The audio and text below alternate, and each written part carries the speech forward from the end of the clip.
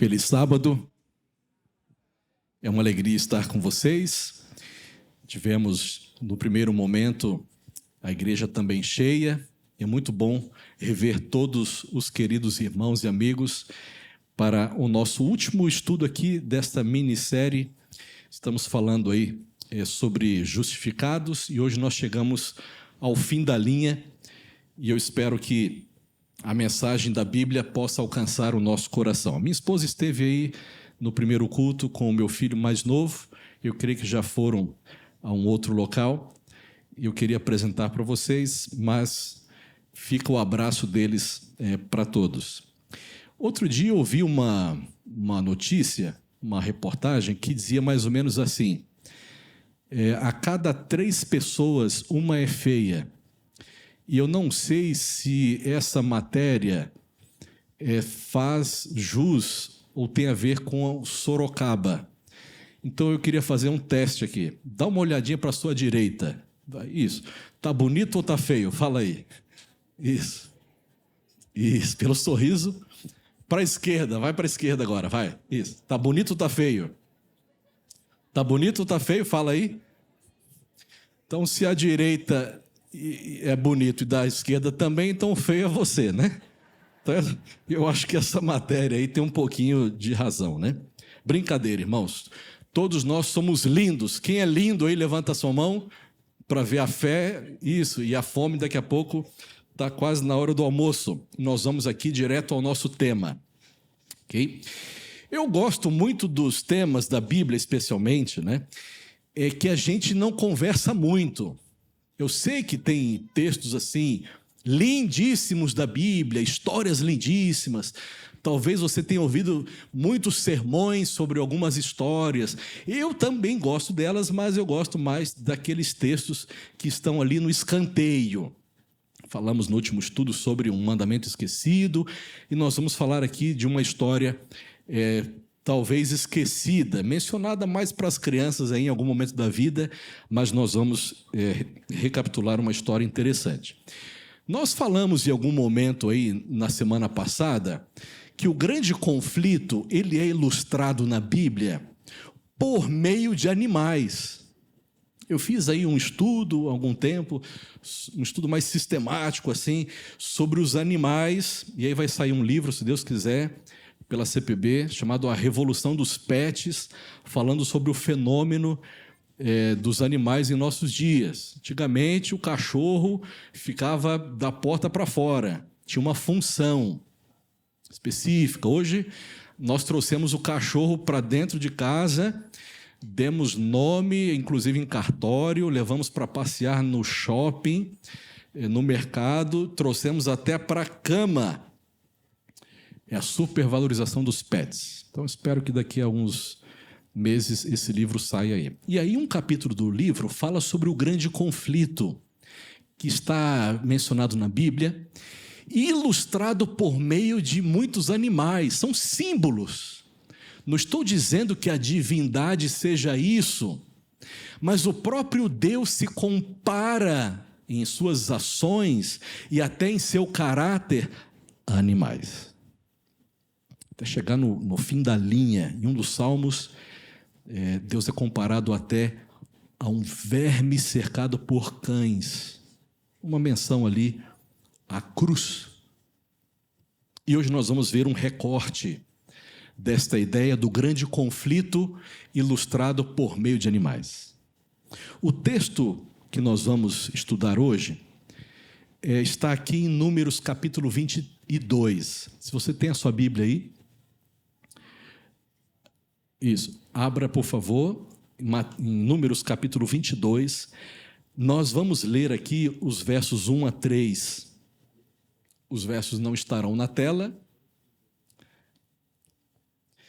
Nós vamos ler na Bíblia, ou no celular, Números capítulo 22, versos 1 a 3, e depois versos 5 e 6. Diz assim: Os filhos de Israel partiram e acamparam nas campinas de Moabe, do outro lado do Jordão, na altura de Jericó. Balaque, filho de Zippor, viu tudo o que Israel havia feito aos amorreus E os moabitas tiveram grande medo deste povo, porque era muito numeroso, e andavam angustiados por causa dos filhos de Israel. Versos 5 e 6. Ele, Balaque, que era o rei dos moabitas, enviou mensageiros a Balaão, filho de Beor, a Petor, que está junto ao rio Eufrates, na terra dos filhos do seu povo, para chamá-lo, dizendo: eis que um povo saiu do Egito, cobre a face da terra e está morando perto de mim. Vem agora e, por favor, amaldiçoe este povo, pois eles são mais poderosos do que eu. Talvez assim eu possa atacá-los e expulsá-los da terra, porque sei que a quem você abençoar será abençoado, e a quem você amaldiçoar será amaldiçoado. O povo de Israel havia chegado ao fim da linha. Após 40 anos de peregrinação no deserto, estudamos isso ao longo deste trimestre na lição. Interessante, acabou hoje a lição e esse é o nosso tema. O povo de Israel chegou ao fim da linha, na fronteira de Canaã, às portas da terra prometida. À frente estava o rio Jordão, do outro lado Jericó. E aí, quando eles estavam na planície dos moabitas, um reino pagão, inimigo de Israel, o rei deles, chamado Balaque, teve medo, porque ele viu aquele montaréu de gente, e ele conhecia a história do povo de Israel, e ele temeu, e ele teve uma estratégia. Qual foi a estratégia? Chamar um profeta, um feiticeiro, um adivinho da Mesopotâmia chamado Balaão. E aí na tela você pode perceber a distância. Balaão morava lá no topo, no norte do rio Eufrates, lá em cima na Mesopotâmia. E os mensageiros de Balaque foram até lá em cima para convencer Balaão a ir e amaldiçoar o povo de Israel. Todo mundo acampado lá às bordas do rio Jordão. Balaão recebeu a comitiva do rei dos moabitas, Balaque, e ele disse assim: olha, vocês têm uma tarefa difícil para eu fazer, mas vamos fazer o seguinte: fiquem aqui em casa, disse Balaão. Disse para os súditos de Balaque: fiquem aqui em casa, porque eu vou orar para o Senhor e perguntar o que ele acha. Interessante. Balaão sabia que Deus não iria amaldiçoar Israel, ele sabia disso. Balaão conhecia Deus, ele havia ouvido falar de Deus, porque Abraão morava nessa terra ali, Petor, também chamada de Harã. Ele conhecia o Deus de Israel e até fazia revelações e conversava com Deus, mas ele diz aos súditos de Balaque: fiquem aqui, vamos ver o que Deus vai falar. Naquela noite Deus falou, disse assim: Balaão, manda esse povo embora, Balaão. Eu não posso amaldiçoar o meu povo, porque é um povo abençoado. No dia seguinte, Balaão olhou para os súditos do rei Balaque e ele teve que dar a dura resposta: pessoal, infelizmente vocês têm que ir embora, porque Deus não vai amaldiçoar Israel. E Balaão estava meio confuso, porque a vontade dele era ganhar o ouro, ganhar a prata de Balaque, ganhar os bens. Balaão gostava de dinheiro, de posses, e ele teve que despedir aqueles súditos. Balaque recebeu novamente a comitiva e teve uma outra ideia: vou mandar homens mais importantes, com mais riquezas, mais ouro, mais prata, para convencer Balaão. E eles chegaram lá, com mais bens. E aí Balaão novamente disse: esperem a noite aqui, porque eu vou consultar ao Senhor. E naquela noite Deus disse assim: Balaão, você quer ir mesmo? Então você vai, mas você vai falar apenas aquilo que eu disser. Aqui nós temos um conflito, irmãos. Balaão sabia o que Deus queria, mas Balaão queria que a sua vontade prevalecesse. Infelizmente, muitas vezes nós cometemos o mesmo erro. Nós falamos às vezes sim, quando Deus diz não, para muitas coisas. Milton, não é assim. Olha o que eu falei em minha palavra, Milton. E eu vou lá e digo sim, eu vou dar um jeitinho aqui, Senhor. Me lembro, há alguns anos, eu era pastor em Hortolândia. Depois que eu saí do quarteto, fui pastor distrital lá 3 anos. E havia um senhorzinho na minha igreja, viúvo. E ele me procurou um dia e falou assim: pastor, o senhor sabe, eu perdi minha esposa, estava doente, e eu estou gostando de uma outra pessoa. Que bênção.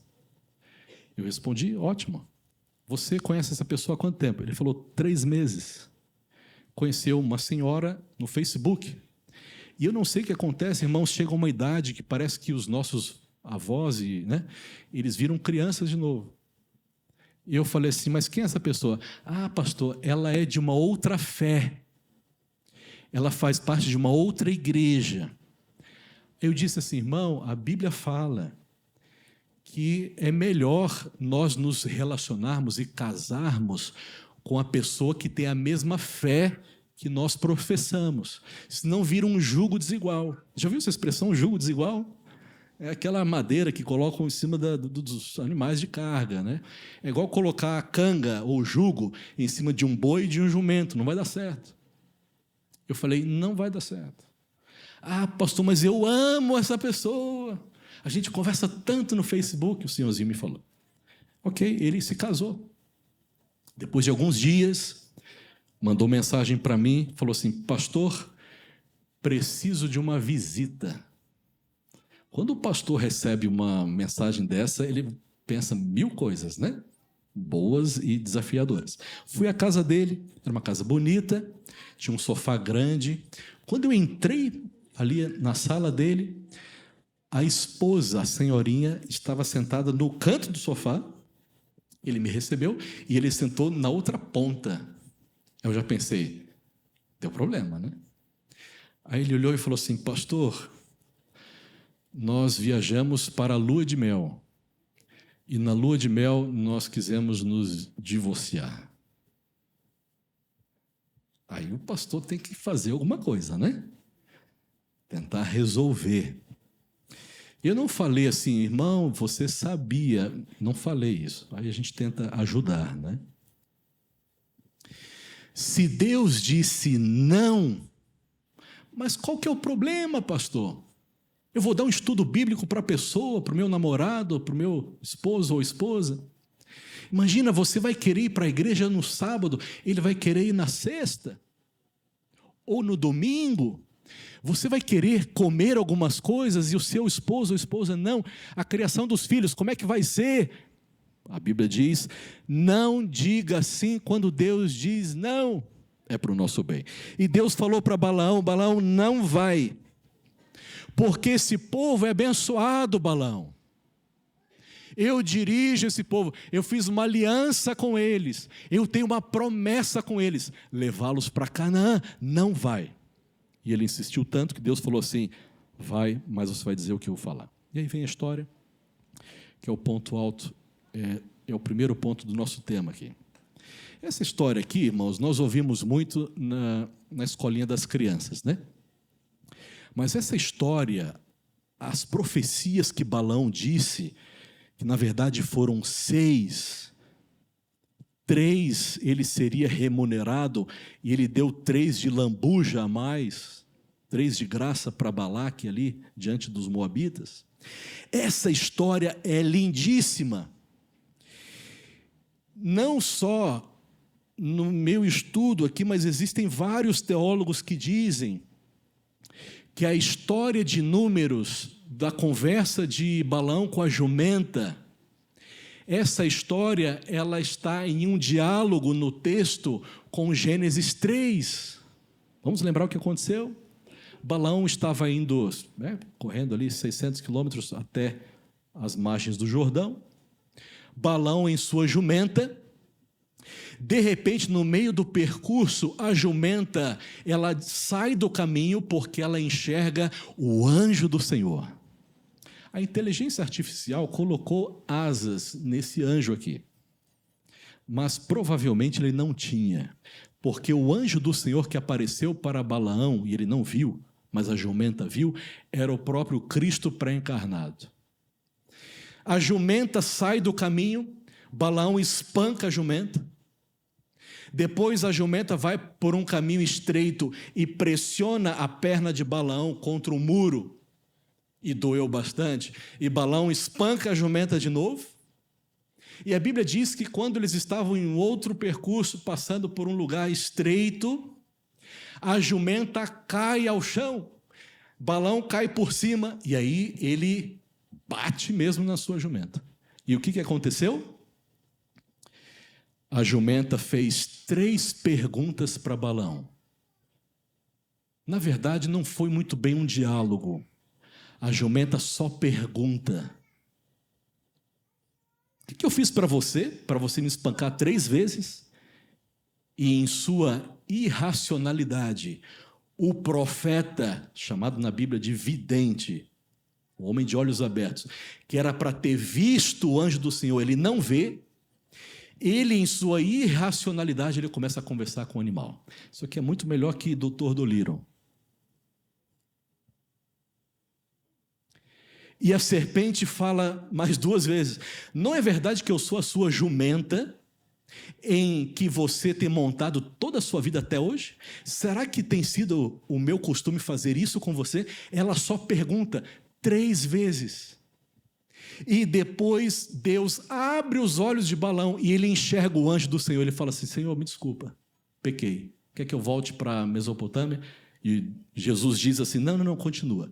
Mas você vai falar o que eu colocar na sua boca. Os únicos animais na Bíblia que falam são a serpente e a jumenta. Só por isso já mostra um paralelo. Ou seja, essas 2 histórias estão conversando no texto. Só que Deus é tão sábio que ele inverte as 2 histórias. É um paralelismo contrastante. E Deus dá uma resposta para a serpente. Interessante. Em Gênesis 3, a Bíblia diz que a serpente era o animal mais sagaz, usado como médium por Satanás. E agora Deus usa o animal, me desculpa aqui, mais burro que existe. Só que o profeta foi mais burro que a jumenta, né?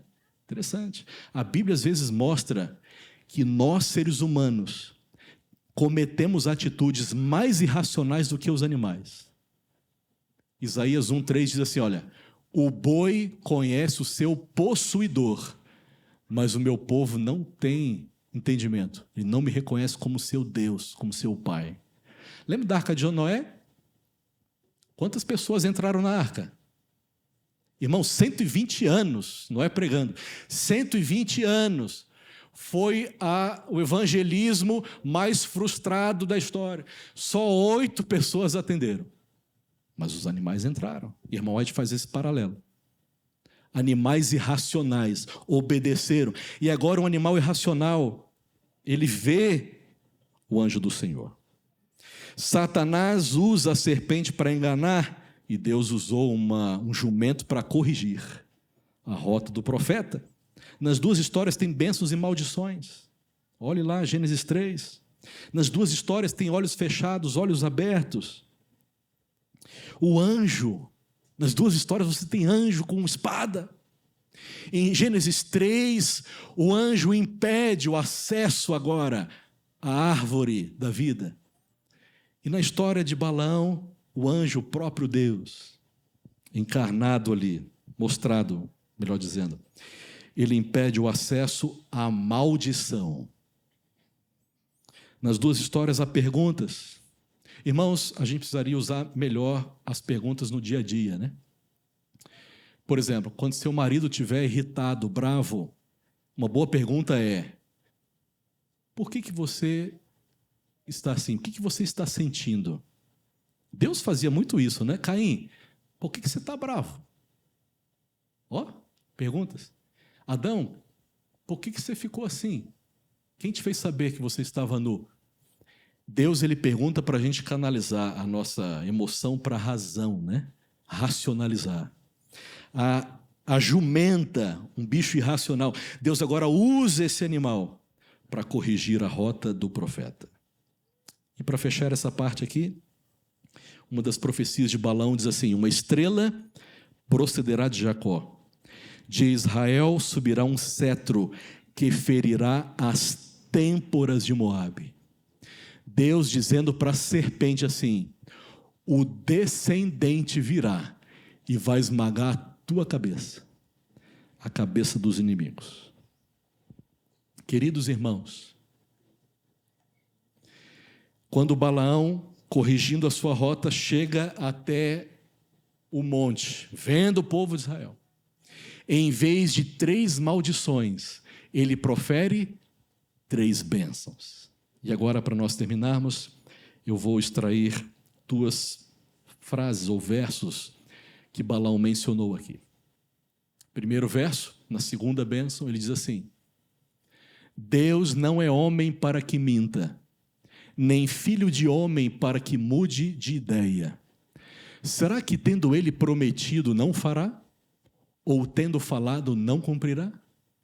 Balaque, Deus tem uma bênção, uma promessa. Deus fez aliança com o seu povo e ele vai cumprir a sua promessa. Qual era a promessa, pastor? Levar o povo para Canaã.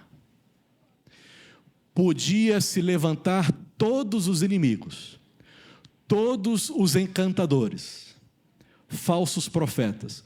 O próprio inimigo de Deus poderia se levantar, mas ele iria cumprir os seus planos.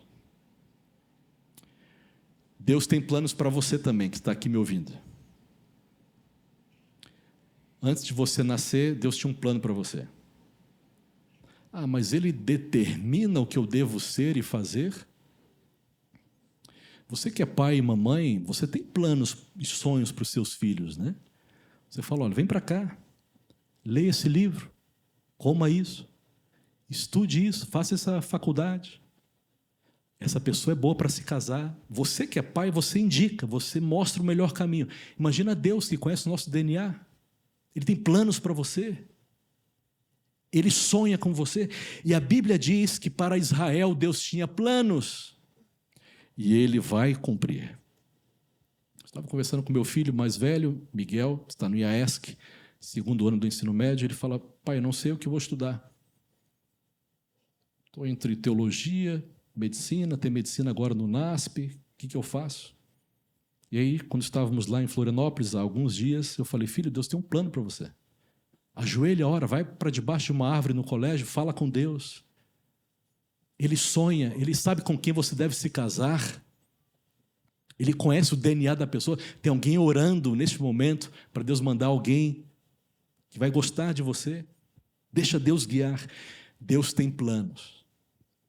Eu falei no primeiro culto que eu tinha um plano, um sonho desde criança, e o meu sonho era cantar nos Arautos do Rei, desde criança.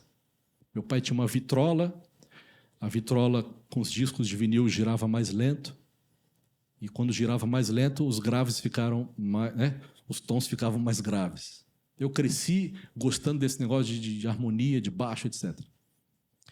Mas eu pensava assim: como que eu vou cantar nos Arautos do Rei se eu sou um cara muito tímido, né? Só para vocês terem uma ideia, os meus brinquedos tinham o nome dos cantores dos Arautos. Tinha um carrinho lá, Roberto Conrad, Fernando Iglesias, Demival, tinha os nomes, era fã. E aí Deus foi dirigindo. Estou falando para pessoas tímidas, vivem no escanteio, até dentro de casa. Deus tem planos para você, talvez aí no último banco. Ah, não gosto nem de olhar para as pessoas, pastor. Deus tem planos para você. O maior deles, levar você para o céu. E ele prometeu, ele não é homem para mentir, ele prometeu, ele fez uma aliança com você, e ele vai cumprir a sua promessa. Entrei nos Arautos do Rei, e aí no primeiro dia, me deram assim um calhamaço de sermões do pastor Rabelo. Olha, para você digitar isso aí. Digitar, mas não tem um scanner, não dá para escanear os sermões. Você vai digitar. Aí eu comecei a gostar de texto. Eu não era um bom aluno na escola e tal. Tirava notas interessantes, mas não era um especialista em leitura, etc. Comecei a gostar de texto. Quando eu sento, o texto não sai assim de primeira, eu preciso construir tijolinhos. E aí, lá no quarteto, eu sentia que Deus tinha novos planos para mim. Milton, o que você acha de escrever? Eu comecei a gostar de escrever. E aí Deus me deu a oportunidade de fazer isso. Deus tem planos para você. Você acredita nisso? Talvez eu vim hoje falar para um adolescente aqui, uma criança. Nossa, pastor, eu queria ser um missionário. Seja um missionário em nome de Jesus. Pense grande. Deus, Ele promete, e quando Ele promete e chama, Ele cumpre. Mas existe o último verso, e eu termino com ele. Pois contra Jacó, disse Balaão, palavras do Senhor. Contra Jacó não vale encantamento, nem adivinhação contra Israel. Agora, se poderá dizer de Jacó e de Israel, que coisas tem feito Deus? Podem se levantar todos os demônios do inferno, todos os inimigos. Deus vai abençoar o seu povo. A Bíblia diz: o anjo do Senhor se acampa ao redor dos que o temem e os livra. Sabemos que todo aquele que é nascido de Deus não vive em pecado, porque quem é nascido de Deus guarda a si mesmo, e o maligno não pode tocar nele. Você é de Deus? Você é povo de Deus? Se você é, não precisa temer despacho, mal olhado, olho torto. Contra Israel não vale encantamento. E eu termino com uma história impressionante que eu ouvi há alguns dias. Esse aqui é o Eduardo. Quando ele tinha 11 anos, ele foi a um centro espírita. E ele cresceu tão rápido lá que, aos 13 anos, ele se tornou líder no terreiro. E lá ele permaneceu muito tempo. Desafiava pessoas. Um dia foi desafiado numa igreja evangélica. A pastora disse que ia tirar o espírito dele e aconteceu o contrário. Todos ficaram possessos. Ficou 30 anos como líder do terreiro. Certo dia, o seu filho, também chamado de Eduardo, recebeu um convite para ir a um pequeno grupo de videogame. Ele foi, não sabia o que era. Um amigo o havia convidado, um amigo chamava Clifferson, chamou o filho do Eduardo. Vamos lá. Jogaram videogame. Depois do jogo, eles começaram a conversar e estudar a Bíblia. Pequeno grupo. E o Eduardo Júnior, filho do Eduardo, pai aqui, gostou tanto. O pai, obviamente, ficou sabendo. Certo dia, o filho disse para o pai assim: pai, eu quero me tornar crente. E eu quero me batizar. O pai olhou e falou assim: você não vai se batizar. E os espíritos diziam: você precisa impedir esse batismo, ou a coisa vai ficar feia. Pai, eu vou me batizar. A data do batismo estava marcada. E os espíritos insistiam: você tem que impedir o batismo do seu filho Eduardo. O dia chegou. O pastor já estava com a igreja cheia. Isso aconteceu em Manaus. O Eduardo, filho, com a roupa de desbravadores. E o pai foi lá para impedir o batismo do seu filho.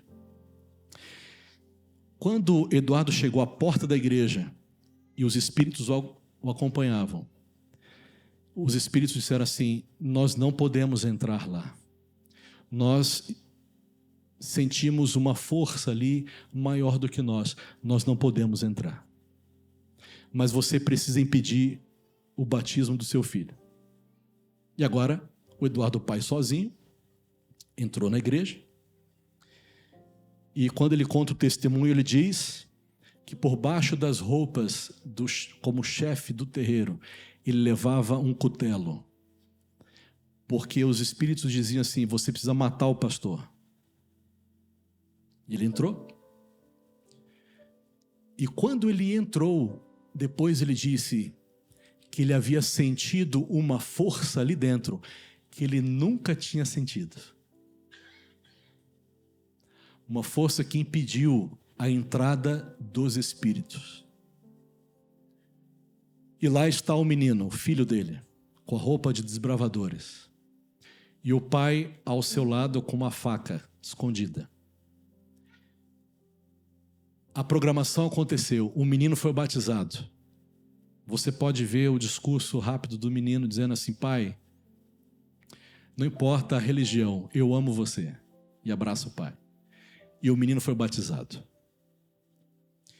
Após 4 dias do batismo, os espíritos disseram assim para o pai: Eduardo, você precisa matar sua família. E ele disse: mas eu não posso matar a minha família. E começou a acontecer uma guerra ali. Como tirar a vida do meu filho? E aí ele decidiu sair de casa, fugir de casa.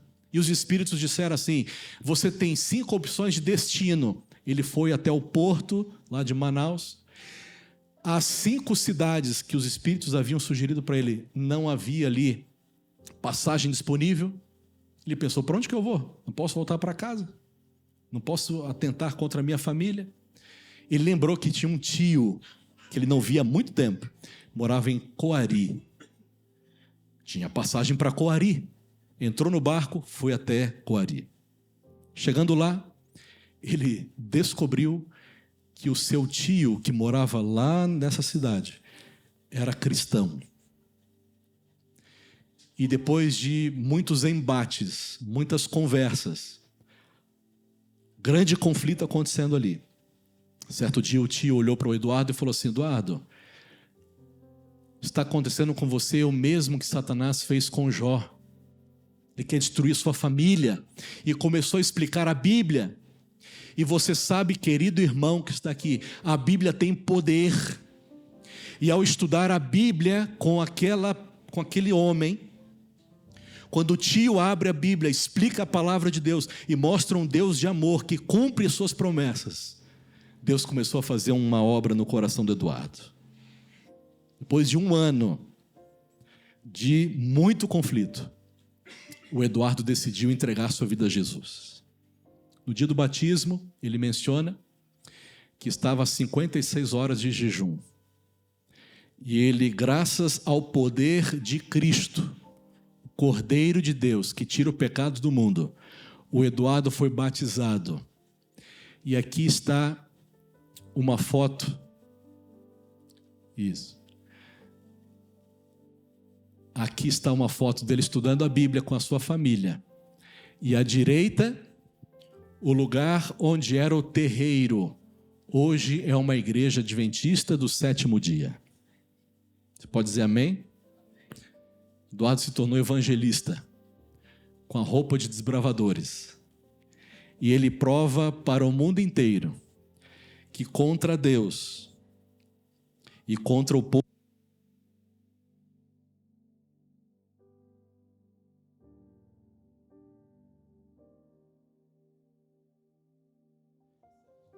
contra Deus e contra o povo de Deus, não vale encantamento.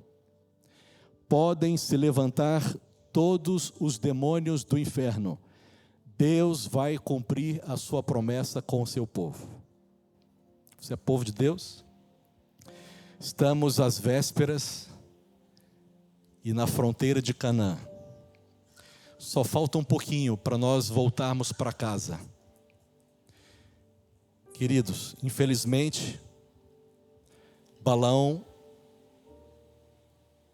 ele profere bênçãos. Só que em Números 25 você vê que ele usou uma outra estratégia. Ele não pôde destruir o povo de Israel, mas ele sugere a Balaque para misturar o povo de Israel com as mulheres moabitas. E houve uma grande tragédia, 24 mil pessoas morreram. Para Satanás, pouco importa se você vai se perder num bar ou na igreja. Deus quer cumprir os seus planos na sua vida. A única coisa ou pessoa que pode separar você do amor de Deus é você mesmo. O resto, nada pode nos separar do Senhor. Nem todos os anjos maus. Só você. Eu sei que você vive uma luta, porque eu também vivo. A maior luta travada nesse universo é a luta contra o eu.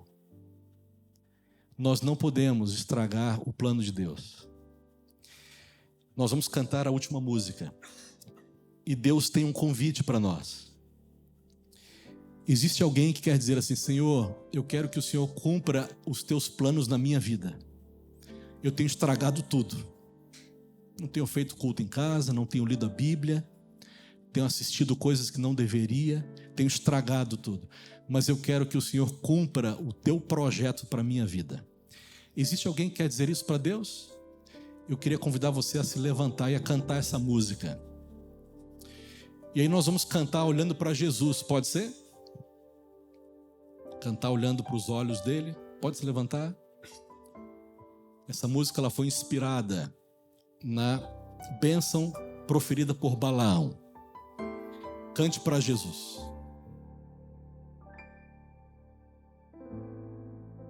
Sei que os teus olhos, sempre atentos, permanecem em mim. Fale para Deus. E os teus ouvidos estão sensíveis para ouvir meu clamor. Posso até chorar, mas a alegria vem de manhã. És Deus de perto e não de longe, nunca mudaste, tu és fiel.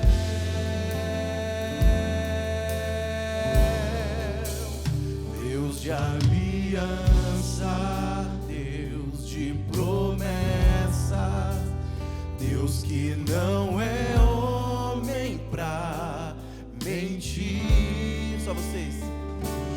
Pode passar, tudo pode mudar, mas tua palavra vai se cumprir.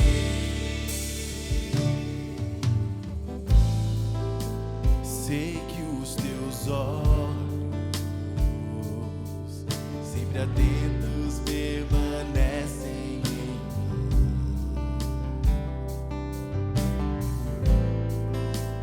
E os teus ouvidos estão sensíveis para ouvir meu clamor. Posso até chorar, mas a alegria vem de manhã. Não desista. É Deus,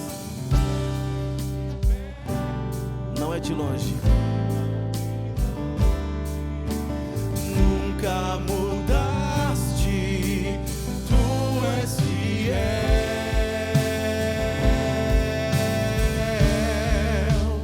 Deus de aliança, Deus de promessas,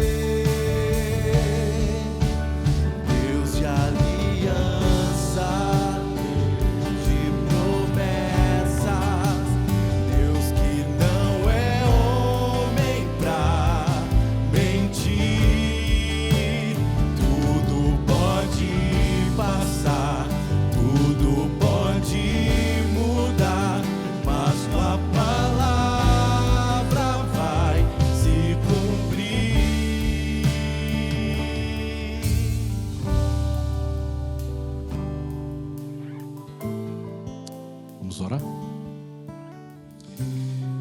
Querido Deus, no dia em que Adão e Eva pecaram, o Senhor já disse à serpente, já mostrou para ela o seu atestado de óbito, porque o Messias, o descendente da mulher, viria e esmagaria a sua cabeça. Jesus é o vencedor. Balaão tentou amaldiçoar o povo de Israel, mas o Senhor colocou palavras de bênçãos na boca daquele profeta. Hoje, Senhor, nós estamos também às portas da terra prometida. Talvez alguém esteja enfrentando aqui as consequências de uma maldição. Talvez algo muito ruim. E o Senhor é especialista em transformar maldições em bênçãos. O Senhor é infinitamente mais poderoso do que todas as hostes do mal. Talvez alguém aqui esteja enfrentando ataques de um Balaque. Pessoas que não querem o nosso bem.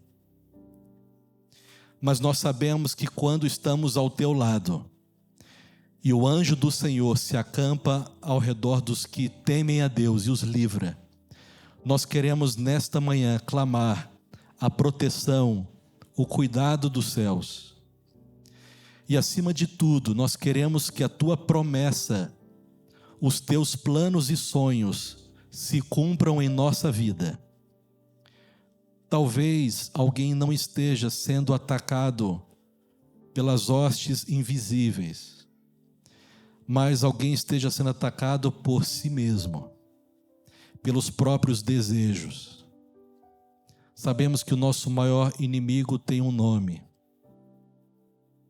O meu chama-se Milton. Nós queremos, Senhor, pedir que tu venças nesta batalha em nossa vida.